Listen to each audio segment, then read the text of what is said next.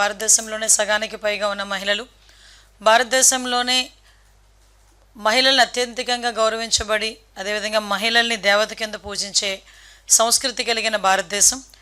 అటువంటి భారతదేశంలో మహిళలకు సముచితమైన స్థానం ఇవ్వాలి అని కోరుకున్న వాళ్ళు చాలామంది ఉన్నా కొన్ని అనివార్య కారణాల వల్ల కానివ్వండి, కొన్ని సిచ్యువేషన్స్ వల్ల కానివ్వండి, కొంతవరకు మాత్రమే మహిళలను తీసుకెళ్ళగలిగి కొంతమేరకు మహిళలను దగ్గర కూడా తీసుకురాలని పరిస్థితులు చాలా కూడా కనిపించినాయి. చాలా సందర్భాల్లో కూడా చూసుకుంటే మహిళలు అన్న వాళ్ళని చాలా అంటే ఒక వంటింటి కుందేళ్ళు అన్న రకాల మనుషులు కూడా ఉన్నారు. వంటింటికే పరిమితం అయిపోయిన మహిళలు ఏమి చేయగలరు అన్న పొజిషన్ నుంచి ఆ రోజు నందమూరి తారక రామారావు గారు, మన తెలుగుదేశం పార్టీ వ్యవస్థాపకులు, మాజీ సీఎం, ఆయన పార్టీ పెట్టినప్పుడే మహిళలకు సముచితమైన స్థానం కల్పించాలి అని చెప్పి గవర్నమెంట్ వచ్చిన తర్వాత కూడా ఆస్తుల సమాన వాటా హక్కును ఆ రోజే కల్పించి పుట్టి ఇంటిలోనే కాదు మెట్టినింటిలోనే కూడా మహిళకి గౌరవంగా ఉండాలనే ఉద్దేశంతో తల్లిదండ్రుల ఆస్తిలో సమాన వాటా హక్కు మహిళకు కూడా ఇవ్వాలని చెప్పి ఆ రోజు ప్రవేశపెట్టిన, అంటే సుమారుగా 44 సంవత్సరాల క్రితమే దీనికి ఆజ్యం పడిందని ఒకసారి మనం చెప్పుకోవాలి. అదేవిధంగా ఆ రోజు నుంచి కూడా ఒకళ్ళ మహిళ తాలూకా చదువు ప్రాధాన్యతని ఆ రోజు ఆ మహానుభావుడు ఏ రకంగా కొలమానం వేశారో తెలియదు, కానీ ఆ రోజు నుంచి పద్మావతి యూనివర్సిటీ అంటే ఒక సపరేట్గా ఒక మహిళా యూనివర్సిటీ, అంటే ఆ రోజు ఆయన తీసుకున్న రిఫార్మ్స్ దేశం మొత్తం మీద ఇంప్లిమెంట్ చేసే విధంగా ఆ రోజు తయారైనాయి. ఆస్తుల సమాన వాటా హక్కు ఆ రోజు రాష్ట్రంలో మొదలు పెడితే దాన్ని కొన్ని సంవత్సరాలకి దేశం మొత్తం అడాప్ట్ చేసుకొని దేశంలో ఉన్న ప్రతి మహిళకి కూడా ఆస్తుల సమాన వాటా హక్కు కల్పించే విధంగా చట్టం రూపొందించారంటే ఆ రోజు ఆయన తీసుకున్న నిర్ణయం ఎంత బలమైనదో ఎంత శక్తివంతమైనదో మనందరికీ కూడా అర్థమవుతుంది. అట్ ద సేమ్ టైం తర్వాత దగ్గరకు వచ్చేసరికి మహిళా విద్యా విషయంలోని కూడా ఇందాకే చెప్పాను పద్మావతి యూనివర్సిటీస్, తర్వాత అనేకమైన మహిళా యూనివర్సిటీస్ వచ్చినాయి. మహిళలకు ప్రాధాన్యత కల్పించాలనే ఉద్దేశంతో వాళ్ళకి రిజర్వేషన్లు కల్పించాం. ఆఖరికి చదువు అయింది, వాళ్ళకి సమాన వాటా హక్కు ఇచ్చాము, గౌరవం పెంచుతున్నాము. కానీ వాళ్ళని కంపల్సరీగా రాజకీయాలకు కూడా అలవాటు చేస్తే, రాజకీయాలు కూడా బయటకు వస్తే వాళ్ళు మెరాకిల్స్ సృష్టిస్తారు నిజంగా అని చెప్పి ఆ రోజు నమ్మిన వ్యక్తిగా అప్పటి నుంచి ఇప్పటి వరకు కూడా గౌరవ సీఎం చంద్రబాబు నాయుడు గారి వరకు కూడా ప్రత్యేకంగా వాళ్ళందరికీ కూడా మన స్థానిక ఎలక్షన్స్లో రిజర్వేషన్లు ఇవ్వటం, అంటే ఈరోజు ఒక ప్రెసిడెంట్గా, ఒక ఎంపీటీసీగా, ఒక జడ్పీటీసీగా, ఒక ఎంపీపీలుగా, జడ్పీ చైర్మన్లుగా సగం మంది మహిళలు ఈరోజు మనకి కనిపిస్తున్నారంటే ఆ రోజు ఆ మహానుభావుడు పెట్టిన పుణ్యమని మనందరం కూడా చెప్పుకోవాలి. అటువంటి పరిస్థితి నుంచి గౌరవ ముఖ్యమంత్రి గారు చంద్రబాబు నాయుడు గారు పార్టీని టేక్అవుట్ చేసుకుని తర్వాత ఆయన సీఎం అయిన తర్వాత మనం చూస్తే గౌరవ ఎన్టీ రామారావు గారి టైంలో మహిళల తాలూకా కాన్ఫిడెన్స్ పెరిగింది, మహిళలు చదువు పెంచారు, అంటే ఒక రకంగా చెప్పాలంటే ఆత్మగౌరవం పెరిగింది. తర్వాత గౌరవ ముఖ్యమంత్రి చంద్రబాబు నాయుడు గారు వచ్చిన తర్వాత మహిళకి ఆర్థిక గౌరవం పెరిగిందని చెప్పడానికి నిజంగా మేమందరం కూడా గర్వపడాలి.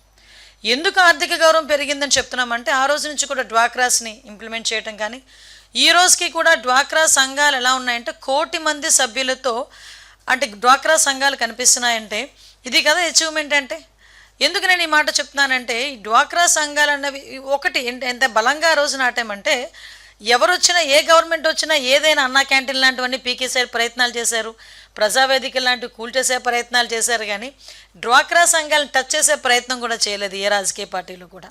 అంటే అంత స్ట్రాంగ్గా డ్వాక్రా గ్రూప్స్ ఉన్నాయి, ఈరోజు సెల్ఫ్ హెల్ప్ గ్రూప్స్ అనేవి ఉన్నాయి. అంటే వాళ్ళకి వాళ్ళ కాళ్ళ మీద నిలబడాలి. ఇంతకుముందు రోడ్డు మీదకి వచ్చి బ్యాంకులోకి వెళ్ళి బ్యాంకులో డబ్బులు ఎలా అయ్యాలో తీయాలో కూడా తెలియని మహిళ బ్యాంకుకి నువ్వెందుకులే అని చెప్పే మనిషి ఇంట్లోని భర్త ఈరోజు నువ్వు బ్యాంకుకి వెళ్ళి డ్వాక్రా రుణం ఇస్తున్నారంట, డ్వాక్రా రుణం కట్టాలంట, వెళ్ళి రా అని చెప్పుకునే పొజిషన్.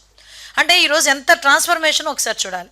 ఇటువంటి నేపథ్యంలో మనం కొంచెం బాధపడాల్సింది, కొంచెం ఇబ్బంది పడాల్సింది ఏంటంటే ఈ మహిళలకి సంబంధించి ఒక మహిళా రిజర్వేషన్ బిల్లు చట్టసభల్లో మహిళలకి 33% రిజర్వేషన్ ఇవ్వాలి అనుకున్న బిల్లు 30 సంవత్సరాలుగా కూడా అంటే వస్తుంది వెళ్తుంది ఏదో దోబూచులాట్లాగా ఆడి ఆఖరికి మొన్న ఇంప్లిమెంట్ అవుతుంది అని దేశంలో ఉన్న ప్రతి మహిళ కూడా ఎదురు చూసిన క్షణాన్ని కూడా ఒక్కసారిగా నీరుగార్చిన పరిస్థితి. అయితే దాన్ని ఈరోజు మహానాడు వేదికగా గౌరవ ముఖ్యమంత్రి గారు, అదేవిధంగా ముఖ్యంగా మా working president, central working president మంత్రి గారు, మన నారా లోకేష్ గారు ప్రత్యేకంగా దీని మీద నేను మహానాడు కార్యక్రమం కూడా ప్రత్యేకంగా మహిళలకు అంకితం చేస్తున్నామని చెప్పి ఆ మహిళలకి సంబంధించి మహిళా రిజర్వేషన్ బిల్లు వచ్చినా రాకపోయినా మా పార్టీ ఒక సిద్ధాంతం తీసుకుంటుంది. దాంట్లో మేము చట్టసభల్లో మేము ఎవరికైతే సీట్లు కేటాయిస్తామో ఆ సీట్లలో 33% రిజర్వేషన్ మేము మహిళలకు ఇస్తామని చెప్పి ధైర్యంగా అనౌన్స్ చేసిన ఏకైక పార్టీ తెలుగుదేశం పార్టీ. సో దీనికి నిజంగా చాలామంది అంటే లోపల ఎలా ఉన్నా బయట మాత్రం కొన్ని పరిస్థితుల్లో వాళ్ళు మాట్లాడాల్సి వస్తుంది. కానీ నేను చెప్తున్నా, ఈరోజు ఎవరైనా ఏ పార్టీ వాళ్ళు అవనేయండి, మనం అబ్జర్వ్ చేసుకుంటే రాజకీయంగా ఫస్ట్ ఎన్నికల ప్రచారానికి వెళ్తున్నాం అనుకోండి, అక్కడ మహిళల గ్రూపు ఇక్కడ పురుషుల గ్రూపు ఉందనుకోండి, అభ్యర్థి డైరెక్ట్గా వెళ్ళి మహిళ దగ్గరికి వెళ్తాడు, అమ్మ నాకు ఓటే అంటాడు, తర్వాతే అయ్యా నాకు ఓటే అంటాడు. అంటే రాజకీయంగా మహిళ ఎంత వాళ్ళకి ఒక సెంటిమెంట్ క్రియేట్ అవుతుంది మహిళ దగ్గరికి వెళ్ళేసరికి. అందులో ఒక మహిళకి చెప్తే 10 మంది మగాళ్ళతో సమానం అన్న ధ్యాస కూడా ఒక పొలిటికల్ లీడర్కి ఉంటుంది. అంటే మేము మహిళా ఓట్లతో గెలుస్తున్నామంటారు. మహిళలకు సంబంధించి అంటే మేనిఫెస్టో, ఏ పార్టీ మేనిఫెస్టో అయినా మహిళలకు సంబంధించిన మేనిఫెస్టో లేకుండా ఏ మేనిఫెస్టో కూడా ఉండదు. అంత మహిళలకి ప్రాధాన్యం ఇస్తున్నామని చెప్పుకునే పార్టీలు ఈరోజు ఒక స్టెప్ ఫార్వర్డ్ వేసి అందరూ కూడా ఇదే లైన్లోకి వెళ్తే ఆటోమేటిక్గా మహిళా రిజర్వేషన్ బిల్ వస్తుందేమో, ఆటోమేటిక్గా వస్తుందేమో. దానికి ఈరోజు తొలి అడుగు వేసింది తెలుగుదేశం పార్టీ. ఆ తెలుగుదేశం పార్టీలో ఒక కార్యకర్తగా తెలుగుదేశం పార్టీని ఇంతకుముందు మహిళా అధ్యక్షురాలుగా చేసిన నేపథ్యము, అదేవిధంగా ఇప్పుడు హోంమంత్రిగా అయిన నేపథ్యం, ఇదంతా కూడా మేము కూడా ఒక గర్వపడే పరిస్థితి. అంటే చాలా సందర్భాల్లో మహిళల్ని రాజకీయంగా వాడుకున్నారు, ఓటు బ్యాంక్ కింద వాడుకున్నారు.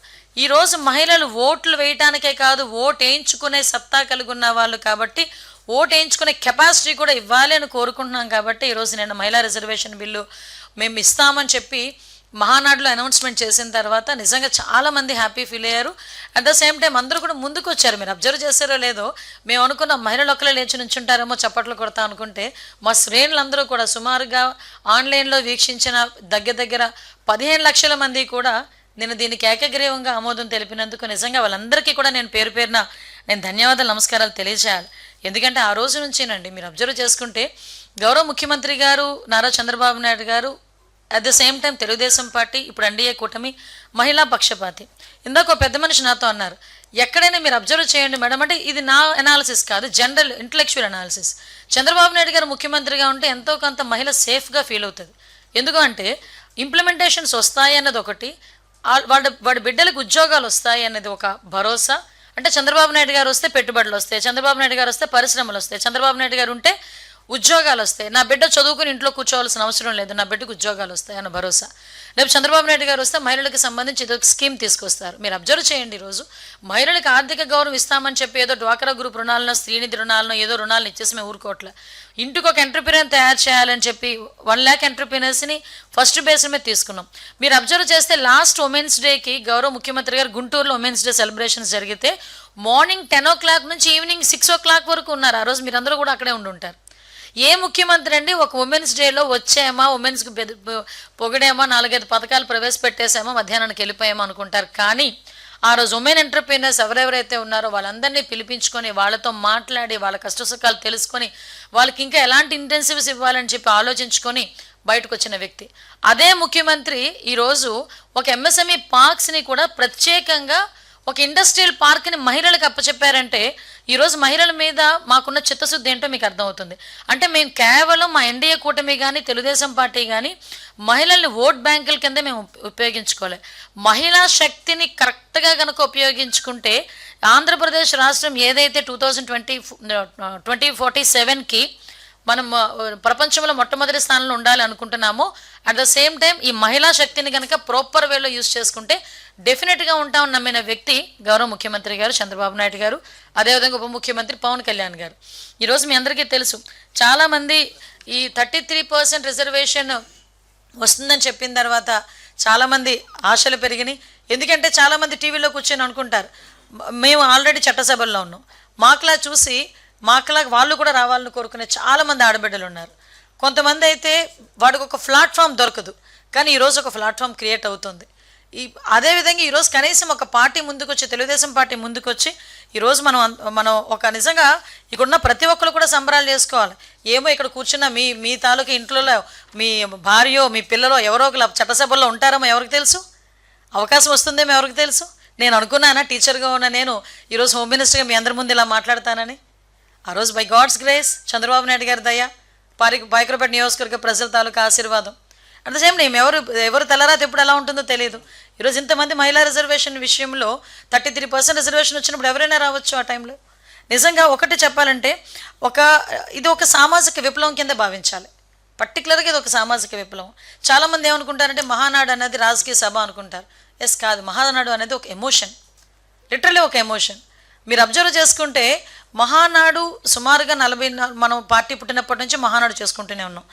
ఏ మహానాడులోనైనా మంచి ఎండల్లో వచ్చింది. రోహిణీ కార్తె లాంటి ఎండల్లో వచ్చిందండి. రోహిణీ కార్తె అంటేనే బండలు బద్దలైపోతాయి అంటాం ఎండలకి. అలాంటి ఎండల్లోని కూడా కార్యకర్త అన్నవాడు చాలా ఎమోషన్గా నా పండగకు వచ్చాను అని, నా జాతరకు వచ్చానని 2 రోజులు 3 రోజులు కూడా వెయిట్ చేస్తుంటాడు. అటువంటి మహానాడు వేదిక మీద మేము ఏదో కల్లబుల్లి మాటలు చెప్పాల్సిన అవసరం లేదు. ఎందుకంటే దీనికి ఉన్న ప్రాధాన్యత గురించి చెప్పడానికే, ఏ ప్లాట్ఫామ్ మీద మేము దీన్ని అనౌన్స్ చేసామని చెప్పడానికే ఆ ప్రాధాన్యత చెప్పాను ఇక్కడ మీకు. కాబట్టి మేము అంత సెంటిమెంట్గా భావించే మహానాడు సభ మీద గౌరవ నారా లోకేష్ గారు ఇనిషియేషన్ తీసుకొని ఈ 33% రిజర్వేషన్ మేము కల్పిస్తామని చెప్పడం యాజ్ ఎ వర్కింగ్ ప్రెసిడెంట్గా, దానికి గౌరవ ముఖ్యమంత్రి గారు జాతీయ పార్టీ అధ్యక్షుల హోదాలో ఆయన దానికి ఆమోదం తెలపడం కూడా ఇది నిజంగా చెప్పాలంటే ఒక సామాజిక విప్లవం కింద భావించవచ్చు.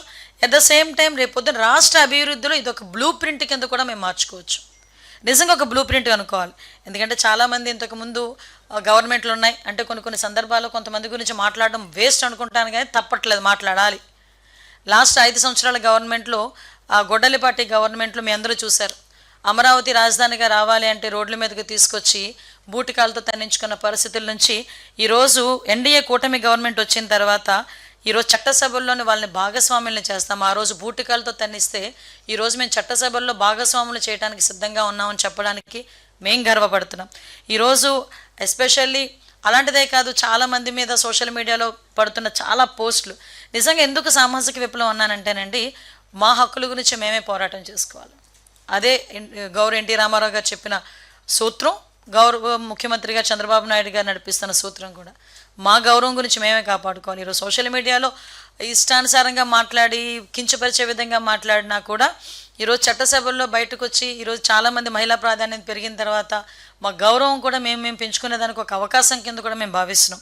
ముఖ్యంగా ఎస్పెషల్లీ నారా లోకేష్ గారికి, గౌరవ మంత్రివర్యులు నా సోదరులు నారా లోకేష్ గారికి నేను ప్రత్యేకంగా ధన్యవాదాలు తెలియజేసుకుంటున్నా.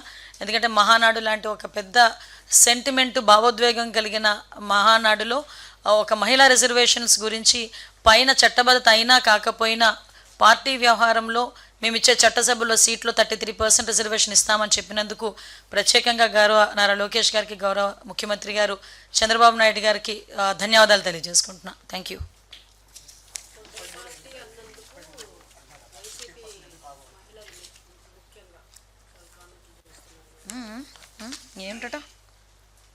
ఏంట కామెంట్లు?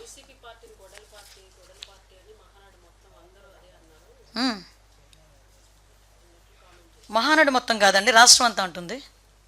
రాష్ట్రమే కాదు, వాళ్ళ పార్టీ వాళ్ళు కూడా అదే అనుకుంటారు. ఎందుకంటే కొడవల నుంచి కత్తికి వచ్చింది, కత్తి నుంచి గొడ్డలకు వచ్చింది. ఇప్పుడు గొడ్డల పార్టీ కాక ఇంకేమంటాం? ఇంకా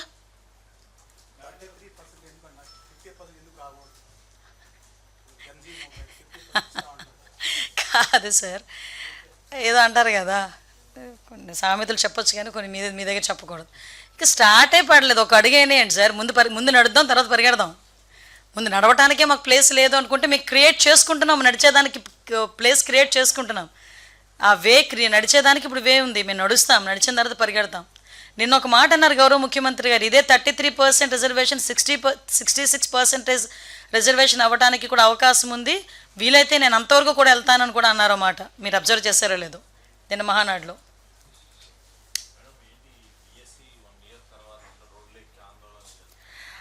అమ్మ రాకేష్, దాని గురించి ఏమైనా మాట్లాడాలి అనుకుంటే 1 అవర్ తర్వాత మాట్లాడతాను నేను. ఎందుకంటే ఇది ఒక సబ్జెక్ట్, నాకు ఇది ఫ్యూచర్ సబ్జెక్ట్. అది లిటరలీ చెప్పాలంటే వీళ్ళకి డైవర్షన్ పాలిటిక్స్ చేసేదానికి ఆ సబ్జెక్ట్. దాని గురించి మాట్లాడడానికి ఆల్రెడీ అధికారులందరూ కూడా దానికి సంబంధించిన ప్రెస్ నోట్ రిలీజ్ చేశారు. ఇంకా దాని గురించి డీటెయిల్గా మాట్లాడదామంటే 1 అవర్ తర్వాత వస్తాను, దాని గురించి సపరేట్గా మాట్లాడుకుందాం. ఎందుకంటే అది కలపొద్దు. Okay, thank you.